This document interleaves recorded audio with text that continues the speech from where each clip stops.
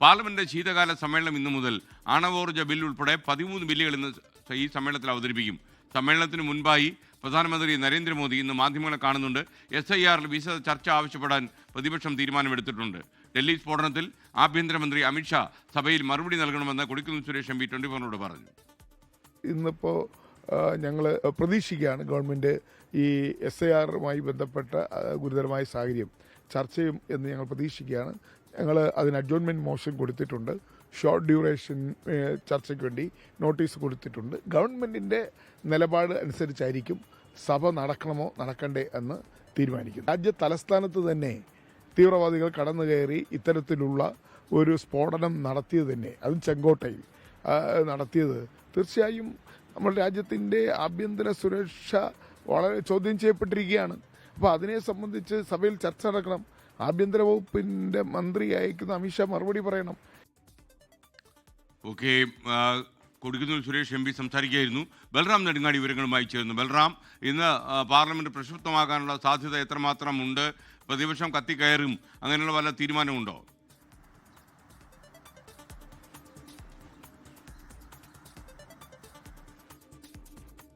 കേൾക്കാൻ കഴിയുമെങ്കിൽ ബൽറാം പറയൂ. ഇന്ന് എന്തായിരിക്കും പാർലമെന്റിലെ അവസ്ഥ? ബൽറാമുമായിട്ടുള്ള ബന്ധം മുറിഞ്ഞു എന്നാണ് ഞാൻ നോക്കുന്നത്. തീർച്ചയായിട്ടും ബൽറാം വീണ്ടും ബന്ധപ്പെടും. പ്രിയപ്പെട്ട പ്രേക്ഷകർക്ക് ഇന്നലെ പാർലമെന്റിന്റെ സമ്മേളനം ഇന്ന് ആരംഭിക്കുകയാണ്. ബൽറാം, വിവരങ്ങൾ. Good morning.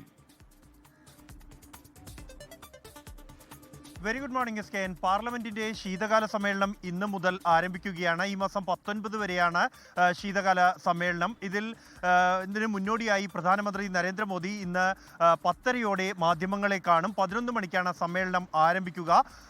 ഈ സമ്മേളനം ഏറ്റവും നിർണായകമാകുന്നത് പ്രതിപക്ഷത്തെ സംബന്ധിച്ചിടത്തോളമാണ്.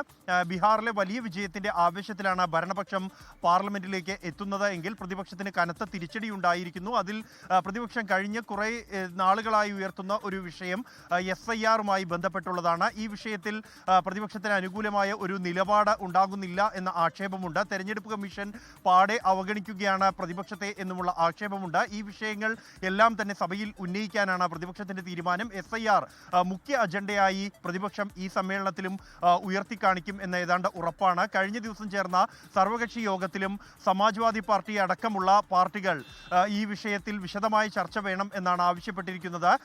ഈ SIR അവഗണിച്ചുകൊണ്ട് സഭാ നടപടികളുമായി മുന്നോട്ട് പോകാൻ ആകില്ല എന്നാണ് സമാജ്വാദി പാർട്ടി ഈ യോഗത്തിൽ അറിയിച്ചത്. ഇതോടൊപ്പം തന്നെ ഡൽഹി സ്ഫോടനവും വോട്ട് ചോരിയും അടക്കമുള്ള വിഷയങ്ങൾ പാർലമെന്റിൽ ഉന്നയിക്കാനാണ് പ്രതിപക്ഷത്തിന്റെ തീരുമാനം.